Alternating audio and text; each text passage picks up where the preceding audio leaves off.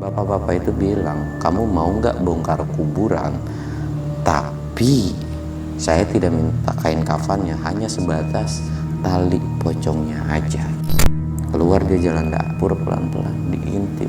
Dan lu tahu, sosok yang ada di depan pintu adalah sosok pocong lagi berdiri, coy.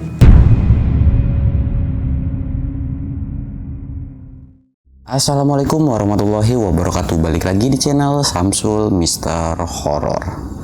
Pada kesempatan kali ini gue bakal ngebawain sebuah cerita tentang seorang yang bisa dibilang kerjaannya tuh tukang ngambilin kain kafan atau kayak tali pocong orang nih. Dan ceritanya tuh bener-bener serem banget, cuy. Dan buat lu yang penasaran ceritanya kayak gimana, lu wajib pantengin video ini sampai habis. Dan buat lu yang mau support channel gue, jangan lupa like, comment, subscribe, dan share video gue ke banyak orang. Dan gue mau ngingetin lagi, buat lu yang mau ikutan open trip, jangan lupa kunjungi ke Instagram gue, yaitu samsul.1010. Dan gak usah baik bacot lagi, kita mulai ke segmen dongeng horor. Dongeng horor dimulai.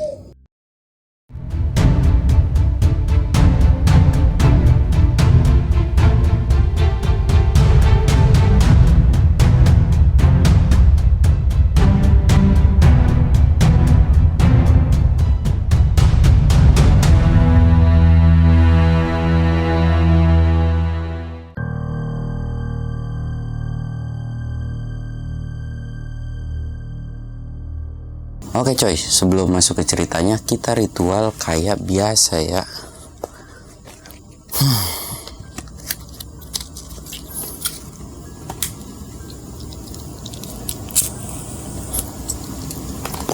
Jangan lupa ngeteh. Gua kagak bawa kopi coy. Aduh. Sesuai permintaan lu nih, gue syuting di outdoor lagi. Dan asal lu tahu aja, ini syuting di outdoor. Aduh gila sih, ini lebih parah daripada kayak kemarin. Soalnya satu kedisrek tuh sama satu arah burung. Kedua, ini katanya bangunan ini tuh, atau sebenarnya bukan bangunan ini, di sebelah itu ada bangunan, katanya itu ada bekas pembunuhan sekitar 2 atau 3 tahun yang lalu. Dan lagi ada aja halangannya. Gue bawa lampu 2 dan satu lampu gue ini mati, padahal baru banget dicas. Dan ini gue pakai penerangan satu lampu. Dan di sini tuh lokasinya bisa dibilang ya kayak gudang-gudang gitu, dan di sebelahnya ada bangunan kosong lagi. Sebenarnya di sini kadang-kadang suka ada orang-orang nongkrong. Jadi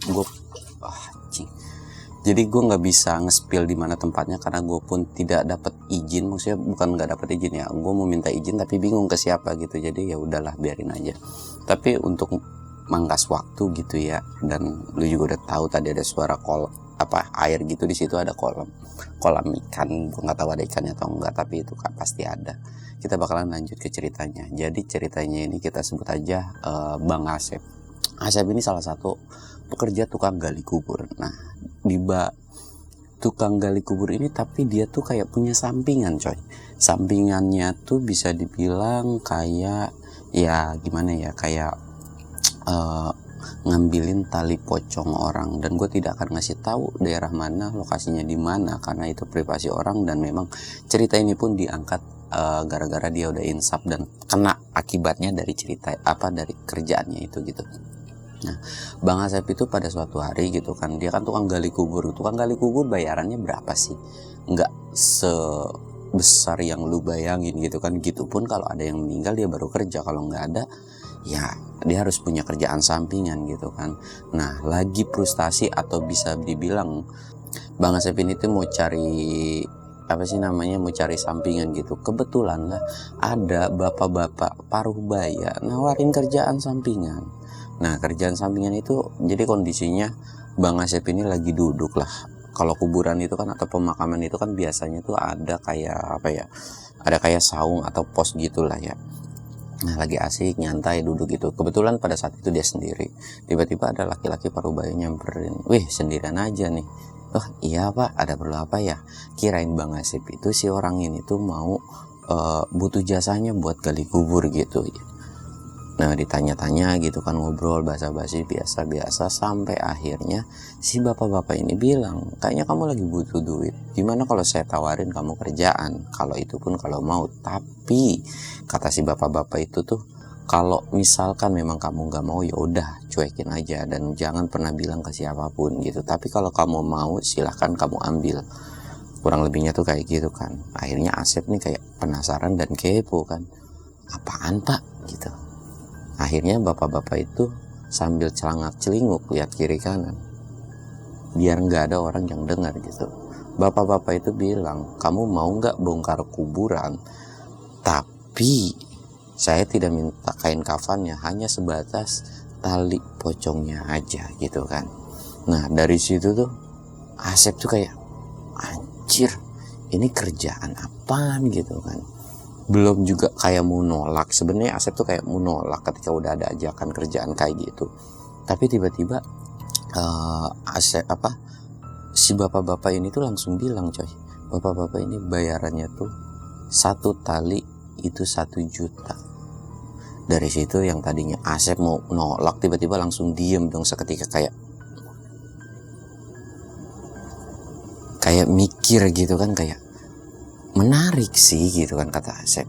Dia butuh banget uang gitu kan, ya namanya manusia semua butuh uang lah, banyak keperluan dan lain-lain gitu kan. Sebanyak-banyaknya orang yang udah punya perusahaan apapun ya mereka kan tetap butuh uang gitu, apalagi Asep yang cuman tukang gali kubur.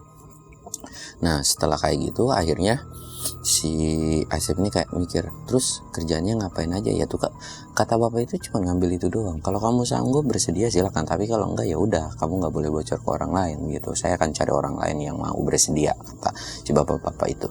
Dan akhirnya Asep tuh kayak mikir sekitaran 5-7 menit dan dia pun menyanggupi gitu, oke saya sanggup. Nah si bapak-bapak itu langsung lanjutin lagi, oke tapi ada persyaratannya nggak semua atau kuburan kamu bongkar gitu, ada kayak apa sih, orang meninggal tertentu lah gitu, dan nggak bisa asal main ambil-ambil aja gitu kan. Oh ya udah dia bilang gitu kan, Asep sanggup lah. Ya udah kalau misalkan si bapak-bapak ini tuh bilang, kalau misalkan ada yang meninggal di hari Jumat, lebih tepatnya gitu, ada yang meninggal di hari Jumat, terserah Jumat apa gitu, hari Jumat aja intinya, kamu harus ambil tali pocong itu intinya. Pada horor coy di sini. Lebih horor dari kemarin, masalah gue di sini sendiri. Oke gue lanjut lagi. Nah jadi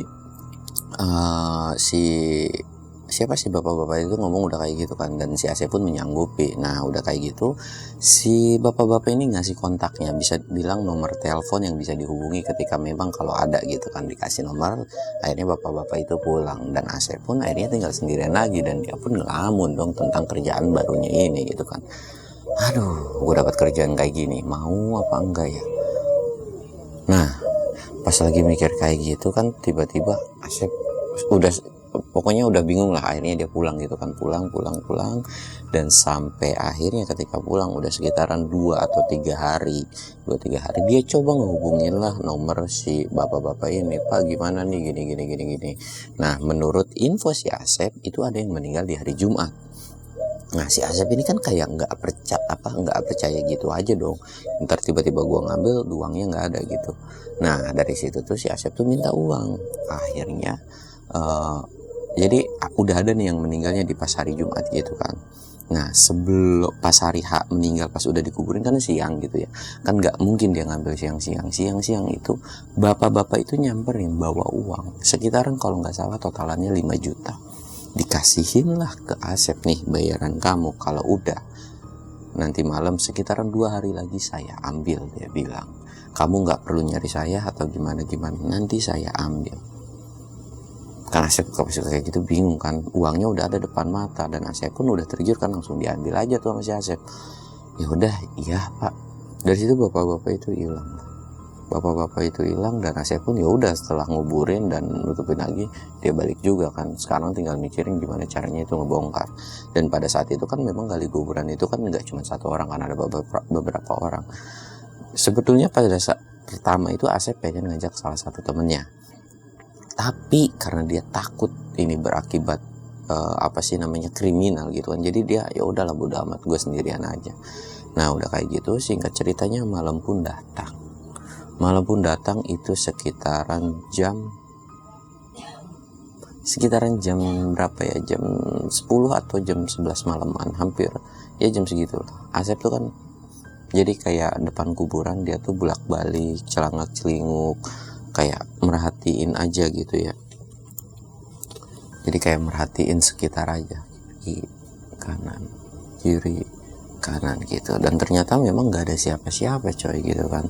Dan ketika udah mulai kondusif, dia tuh masuklah ke dalam gitu kan. Dan kondisi karena memang Asep ini udah tahu seluk-beluk kuburan itu kan, akhirnya dia masuk tuh tanpa penerangan dari si senter ini. Dan kebetulan kuburan baru ini tuh bisa dibilang agak dalam lah, dan memang kuburan ini tuh luas banget gitu kan. Nah dari situ dia tetap masih belum mantau, atau masih mantau tipis-tipis gitu lah, karena jam segitu kan masih kadang-kadang banyak orang lalu lalang gitu ya. Nah sekiranya jam 1 dia pun udah tahu jam-jam orang lelap tidur, jam 1 atau jam 2an mulailah beraksi si Asep ini dengan sedikit ketakutan. Walaupun dia sudah terbiasa dengan yang namanya kuburan, tetap aja coy, yang namanya gali kuburan malam-malam sendirian ya takut kan. Cuman karena faktor kebutuhan dia tuh ngegali terus sekitaran kurang lebih setengah jam, 45 menit lah. 45 menit selesai, akhirnya dia pun berhasil gitu kan, ngambil. Memang pada saat dia ngegali itu nggak ada kejadian apa. Akhirnya diberesin lagi atau kuburan, dikuburin lagi, dan dia pun pulang dengan tenang, nggak ada kejadian apapun.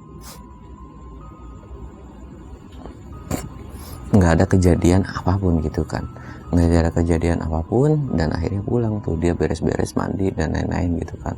Akhirnya si kain ini tuh ditaruh sama dia. Kain ini tuh ditaruh di lemari dia. Dan kebetulan Asep ini bisa dibilang belum menikah lah, dia masih ya duda lah, bisa dibilang duda gitu ya, dan nggak punya anak juga. Dia tuh taruh di lemari, dan dia pun setelah bersih-bersih dia tidur kan. Nah dia tuh kayak baru banget tidur, menjemin sekitaran 5 menit, tiba-tiba ada yang ngetok pintu coy. Tok tok tok, gimana sih kayak orang mau bertamu gitu kan. Tok tok tok, langsung dong Asep ini keluar dan nengok, langsung dibuka gitu, cerek, kok nggak ada siapa-siapa. Dikunci lagi, jalan masuk kamar lagi, tidur lagi, baru kayak lelap 5 menit gitu, tiba-tiba tuh kayak ada yang ngetok lagi. Asep tuh kayak kesel dong, dia pelan-pelan ngendep, dia lewat jalan dapur atau jalan belakang, pengen tahu siapa nih. Biasanya ya adalah pemuda-pemuda rese atau bocil-bocil rese gitu kan. Keluar dia jalan dapur pelan-pelan, diintip, dan lu tahu sosok yang ada di depan pintu adalah sosok pocong lagi berdiri coy. Aduh anjing, merinding lagi bangke. Aduh, gue nyeritain ini mager banget lagi, gimana gue sendirian. Jadi ada pocong coy, itu lagi diem aja. Asep yang pertama ngeliat tuh kayak nggak percaya kan, dia ngegisek matanya, dan sosok itu beneran ada. Asep langsung buru-buru balik lagi, dan dia keluar masuk ke dapur lagi, dan dia langsung tidur. Jadi kayak di tempat tidur dan ditutupin dengan selimut gitu coy. Dia tuh kayak ketakutan dong, dan lagi-lagi ada yang ngetok pintu lagi, terus-terusan aja. Saking parnonya si Asep ini, Asep beneran gak bisa tidur. Dan Asep bisa tidur atau bisa dibilang agak agak tenang itu ketika ada suara azan subuh gitu kan. Dan itu suara ketokan pintu itu gak ada coy. Nah udah kayak gitu ya, karena memang udah capek dan udah masa bodoh dan merasa udah aman, Asep pun akhirnya balik tidur nih. Asep balik tidur, dan pas lagi tidur itu kayak baru tidur bentaran, itu ada yang ngetok lagi. Tok tok. Asep langsung kayak, anjir, gue mau tidur aja susah banget ya, kenapa ya? Asep tuh masih belum berpikiran apa yang ngetok-ngetok atau sosok pocong itu tuh akibat dari perbuatan dia gitu kan. Nah singkatnya siang pun tiba, Pas lagi siang-siang kayak gitu karena matanya emang udah ngantuk banget kan, kayak kurang tidur gitu kan. Asep tuh di siang hari itu pengen coba tidur, Asep tuh pengen coba tidur. Pas bagian tidur tiba-tiba ada yang ngetok. Asep lagi-lagi kaget dong. Masa sih siang-siang ada pocong? Kan nggak mungkin, cuman ya nggak mungkin kan siang-siang, toh juga jalanan rame. Akhirnya Asep ngeliat ngintip dari jendela dan ternyata yang datang itu adalah bapak-bapak yang ngasih uang ke Asep ini. Dibuka kan. Pas buka, masuk pak, masuk. Dan pas kayak gitu, Asep langsung curhat, Pak saya nggak bisa tidur nih. Gara-gara udah kejadian semalam gini-gini, tiba-tiba saya digangguin pocong. Apa itu gara-gara saya ngambil itu ya? Si bapak-bapak itu bilang, udah nggak apa-apa, santai aja. Nanti juga kamu bakalan terbiasa kok. Toh juga nggak bakalan gigit kamu kan, katanya tuh. Ya iya sih, tapi kan bingung juga Pak kalau kayak gini, dia bilang gitu kan. Ya udah, katanya kalau emang kayak gitu, udah dapet belum, kata si bapak-bapaknya. Asep pun balik ngambil jalan ke kamar dan dia pun ngambil ini Pak. Nah udah kayak gitu tuh si bapak-bapak itu pulang. Ya udah saya pulang dulu ya. Nanti kalau memang misalkan ada lagi nanti saya kabarin kamu. Dari situ udah pulang dan Asep pun akhirnya bisa beristirahat tuh. Selama 2 hari atau 3 hari gitu Asep tuh ngerasa tenang. Ternyata gangguan itu cuman ada di malam pertama doang coy. Di malam pertama doang. Singkat cerita sekitaran 1 minggu lebih, bapak-bapak itu datang lagi dan bilang, saya butuh kain kafan lagi atau tali pocong lagi yang kalau bisa itu tuh meninggalnya di hari Selasa. Wah, Asep tuh kayak mau nolak sebenarnya karena terornya tuh berlebihan kan. Tapi si bapak-bapak ini ngimingin kalau yang sekarang itu lebih 500.000, bisa dibilang satunya itu 1,5. Dari situ Asep kayak tergiur dong. Asep tuh kayak tergiur dong dengan dengan tawaran yang kayak begitu kan. Kayak tergiur dan sampai akhirnya ya udah sih saya sanggup, dan bapak-bapak itu langsung ngasih cash uang.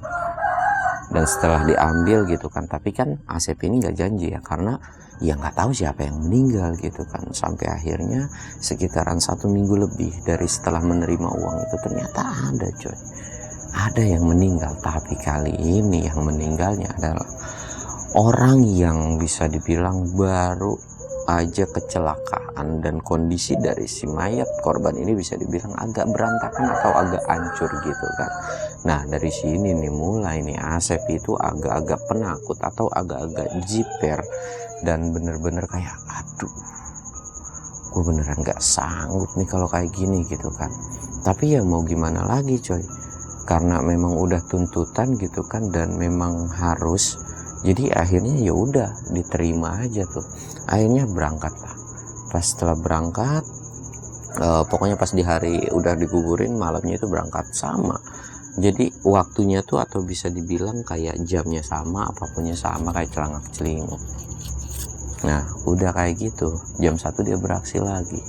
Kali ini coy, ketika udah digali nih kan, udah ada nih papan-papannya kan udah diambil.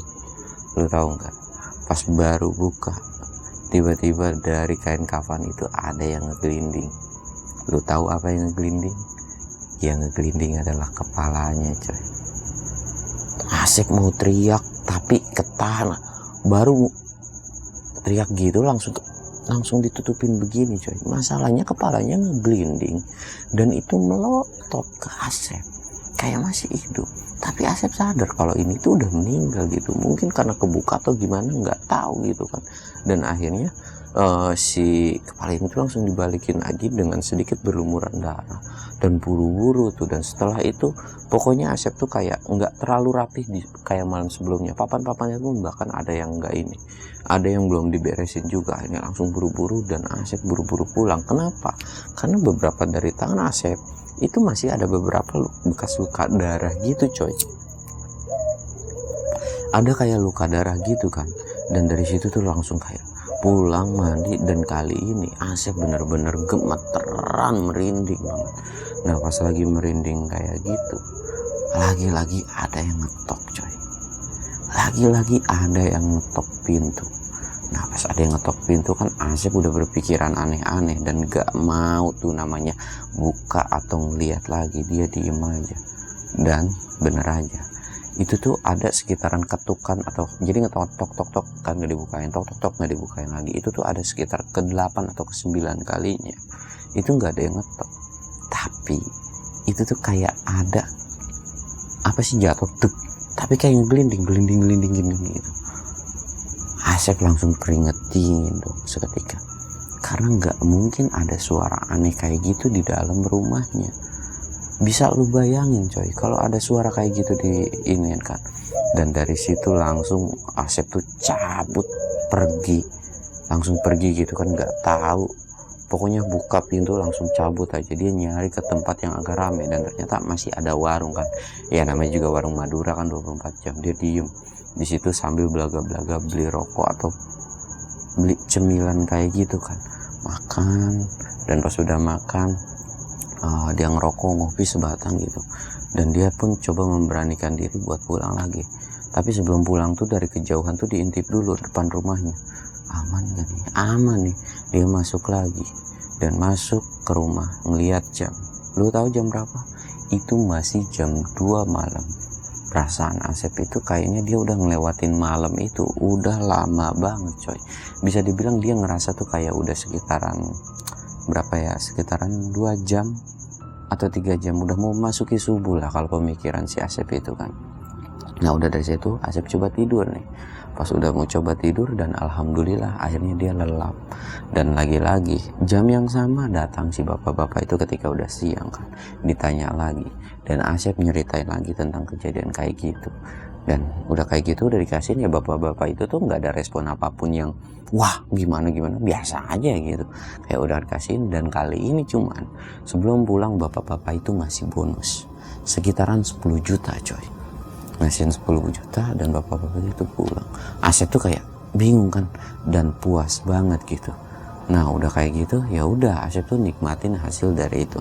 Sekitaran 3 hari lagi Asep nggak diganggu lagi. Tapi ketika malam ke-7 atau 1 minggu setelah dari dia ngambil itu, kali ini Asep diganggu. Kali ini Asep bener-bener digangguin coy. Ketika dia lagi mau tidur, tiba-tiba ada yang ngetok dong. Karena memang selama 7 hari ini dia nggak diganggu kan, jadi mungkin ada yang bertamu nih. Tapi lagi-lagi Asep nggak sadar bahwa yang ngetok ini tanpa ngucap salam atau tanpa manggil. Akhirnya dia keluar dan lu tahu pas dibuka, truk, di depan dia ada sosok satu pocong dan satu kepala diem aja di bawah. Asep pun kayak nyet dan dia langsung nunduk, dan di bawah itu ada sosok kepala juga lagi merhatiin. Asep dari situ langsung teriak dong, wah, dan tiba-tiba dia pingsan dengan pintu kebuka. Dan singkatnya dia dibangunin oleh beberapa warga yang lihat kondisi, karena Asep ini kayak pingsan gitu kan, udah pingsan kayak gitu, dibangunin sama warga gitu kan. Dia tuh kayak siuman nyari kok celana cilurus keliling lah lihat. Ternyata beneran warga, dan kelihatan pun dari jendela pun kayaknya udah siang gitu kan. Ditanya dong, kenapa kamu gini-gini? Cuman Asep lagi-lagi tidak mau menceritakan tentang kejadian itu. Nah udah dari kayak gitu kan, karena udah ya Asep juga udah sembuh, akhirnya warga bubar. Dan setelah warga bubar, Asep tuh kepikiran tentang kejadian pada malam itu. Dia tuh mikir dan Asep penasaran dong, langsung nelpon si bapak-bapak ini. Tapi anehnya bapak-bapak ini nomornya nggak aktif coy. Bingung kan, aduh kenapa gue bisa kayak gini ya, diteror kali ya, apa gue ayo udah deh kayaknya gue nggak mau lagi dah, gue udah kapok dah, udah cukup 2 kali aja gitu kan. Nah udah kayak gitu sekitar 3 atau 4 hari bapak-bapak itu datang lagi coy, tanpa ini datang lagi. Nah pas sudah datang lagi, Asep baru nyampe tuh si bapak-bapak, Asep tuh langsung bilang, maaf saya udah nggak bisa lagi. Bapak-bapak ini tanpa bilang iya nggak apa-apa atau nolak atau gimana, bapak-bapak ini cuma ngasih duit 1 kresek, nggak tahu berapa totalannya, mungkin sekitaran puluhan juta gitu lah. Kamu mau nggak setelah ini kamu kelar selesai tugas kamu? Nah dari situ Asep tuh kayak tergiur kan, dia tuh kayak mikir dulu sepersekian menit, kalau kamu mau silahkan ambil, setelah kerjaan selesai pun saya akan ngasih tambahan lagi buat kamu.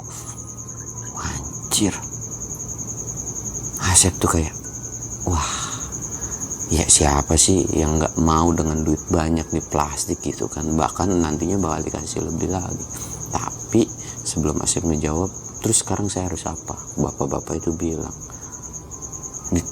kali ini yang harus diambil adalah bukan di pemakaman atau tempat dia biasa kerja jadi tukang gali kubur, tapi pemakamannya bisa dibilang beda desa lah gitu kan, beda desa. Kamu mau atau enggak, di sana ada 2 orang kembar, atau bisa bilang orang kembar meninggal dan kamu harus ambil. Saya tuh kayak mikir dong, anjir langsung 2 kuburan gitu kan. Tapi Asep langsung ngasih pertanyaan, kalau misalkan satu malam saya nggak bisa, misalkan 1 malam 1 kuburan, besoknya saya lanjut lagi, gimana? Bapak-bapak itu silahkan, saya kasih kamu waktu 1 minggu, dia bilang. Kalau misalkan kamu sanggup silahkan kamu ambil, tapi kalau enggak ya udah, dan jangan sekali-sekali kamu kabur, karena kalau kamu kabur kamu nggak bakalan bisa lari dari saya, dia bilang gitu kan. Dan dari situ tuh ya Asep mah ya udah iya aja kan. Nah udah kayak gitu akhirnya Asep pun menyanggupi, bapak-bapak itu pulang. Asep pun balik lagi mikir dengan uang yang ada di depannya, dia tuh ambil duduk ambil mikir kan. Jadi Asep tuh kayak kepikiran dengan omongan si bapak-bapak itu yang nyuruh buat pulang, apa yang buat jangan kabur gitu. Nah dari situ sebenarnya 1 malam itu Asep tuh coba kabur, coba pergilah. Jadi diniatan dia tuh ada buat kabur gitu. Baru di pertengahan jalan Asep tuh, padahal siang hari, Asep tuh di apa sih namanya, dipegat atau ada yang ngehadang dia di perjalanan itu dengan sosok yang serem. Dan anehnya adalah yang ngelihat sosok itu adalah cuman Asep doang, orang lain itu nggak ada. Padahal itu siang hari banyak lalu lalang orang, tapi yang lihat itu cuman Asep doang. Karena pas mau jalan tiba-tiba sosok itu ada di tengah dan ngomong, kamu nggak bisa kabur dan kamu nggak boleh kabur, tuntasin kerjaan kamu, kurang lebih kayak gitu. Akhirnya Asep balik lagi dan ya udah mau nggak mau nuntasin kerjaan itu. Nah Asep itu nuntasin kerjaan itu di malam kedua dengan yang sama. Tapi kali di malam kedua ini Asep nggak buru-buru kerja, nggak buru-buru ngegali, karena dia pun cek lokasi dulu gitu kan, lihat kiri kanan situasi amannya. Nah di malam ketiga dia juga masih enggak, karena dia tuh punya feeling enggak kondusif. Di malam keempat dia baru beraksi, yaitu sekitaran jam 12 malam. Dan alhamdulillah, maksudnya kerjaan dia tuh langsung kelar sekitaran jam 3, hampir mau mendekati subuh. Dia tuh udah selesai ngegali 2 kuburan dan dia ngambil pulang. Nah kali ini ada perbedaannya coy. Setelah ngegali itu dia nggak diganggu, dan pas kebesokannya tiba-tiba dia dikasihin tiba-tiba bapak-bapak itu datang dan ngambil dan dikasihin dengan 1 kantong kresek lagi uang gitu kan, dikasihin lagi. Ya udah, dan dia Asep pun kayak merasa, wah anjir ini aman nih, gue nggak dapat hal yang aneh-aneh gitu kan. Ya udah cincai lah gitu kan, udah kayak gitu. Dan si Asep ini bilang, Pak saya udah gak mau lagi, ini yang terakhir. Bapak-bapak itu cuma senyum sambil cabut gitu kan. Singkatnya sekitaran 1 bulan dari dia nuntasin kerjaan itu, Asep bener-bener diteror. Lo bayangin, yang biasanya cuma diketok-ketok doang, itu tiba-tiba ada coy masuk ke dalam kamar dengan sosok 4-empatnya, mulai dari kepala, pocong, dan sosok kembar. Dan sosok itu adalah kayak nyamperin, dan Asep tuh kayak nggak bisa gerak di tempat tidur, ngedeketin Asep, pengen coba pingsan atau ya berharap pingsan lagi, dan itu bener-bener nggak bisa. Matanya bener-bener melek aja gitu, dan dia harus kayak ngeliatin. Dan Asep merasa kayak badannya itu kayak dihantam, dipukul badannya tuh. Dan Asep teriak pun kayak nggak ada orang yang dengar di luar. Dan setelah teror malam itu Asep bangun tersadar udah mulai siang. Semua badan Asep itu lebam semua, nggak tahu itu gara-gara apa.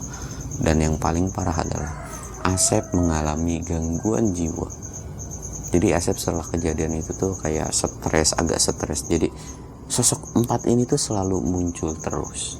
Sampai akhirnya ya gara-gara Asep kayak gitu kan, beberapa orang atau warga ini tuh masukinlah dia ke rumah sakit jiwa. Dan ternyata bener, setelah masuk ke rumah sakit jiwa, Asep tuh kayak ngaku dan ngomong tentang apa yang dia lakuin dan dia minta maaf. Jadi kayak ngomong sendiri aja gitu coy. Nah dari situ tuh ya udah, Asep pun nggak tahu kabarnya tuh sekarang kayak gimana gitu kan. Tapi ya semoga aja Asep ini udah insaf, dan menurut beberapa orang kejiwaan Asep itu udah mulai ya normal membaik. Tapi banyak warga yang udah nolak atau nerima si Asep di kampung itu lagi gara-gara kelakuannya yang kayak gitu. Nah coy, mungkin cukup sekian aja ya kali ceritanya. Gue pun di sini agak sangsi sebenarnya. Gue dari tadi nggak tenang banget. Ini cerita beneran gue drill sendirian doang. Dan sekarang tuh kalau lo bisa lihat ini tuh jam 2.48. Kalau mungkin kelihatan jam 2.48. Jadi sekitaran jam 3-an gitu. Dan gue juga nggak terlalu tenang. Gue juga nggak tahu kenapa. Karena mungkin akan angker atau gimana. Padahal di sini tuh ke jalan dekat, ke beberapa warga dekat, tapi kayak nggak tenang aja gitu ya. Dan sorry banget kalau misalkan muka gue kusam kucel, karena memang gue bilang kalau ketika take di luar itu effortnya tuh banyak banget. Dan ini tiba-tiba lampu mati satu. Dan lagi kalau gue ngeliatin jam, karena gue syuting sendiri, jadi gue harus ngeliatin timer. Biar enggak, karena kalau kamera DSLR kan kalau bikin video itu setengah jam mati gitu ya. Jadi gue harus ngeliatin biar gue ngomong tapi tetap ada gitu. Jangan sampai gue ngomong tiba-tiba mati di situnya. Dan ya buat lo yang suka nuansa kayak gini, next gue bakal cerita lagi. Dan satu lagi coy, buat lo yang minta buat gue cerita di kuburan, bukan gue penakut, setakut-takutnya gue mungkin gue masih bisa beraniin, tapi gue menghindari dengan ocehan atau omongan netizen. Misalkan, wah lu demi konten lu cerita di kuburan gini-gini, nah itu yang paling gue hindari ya. Tapi kalau memang mental gue udah sanggup buat ngadepin bacotan netizen, ya mungkin nextnya gue bakalan di kuburan gitu. Dan ya udah, ceritanya cukup sekian. Pokoknya ada suara apa-apa, terutama suara burung nih ganggu banget. Ya udahlah ya, biarin. Dan tiba-tiba ada suara ayam juga. Ya udah biarin aja. Gue Samsul undur diri. Assalamualaikum warahmatullahi wabarakatuh.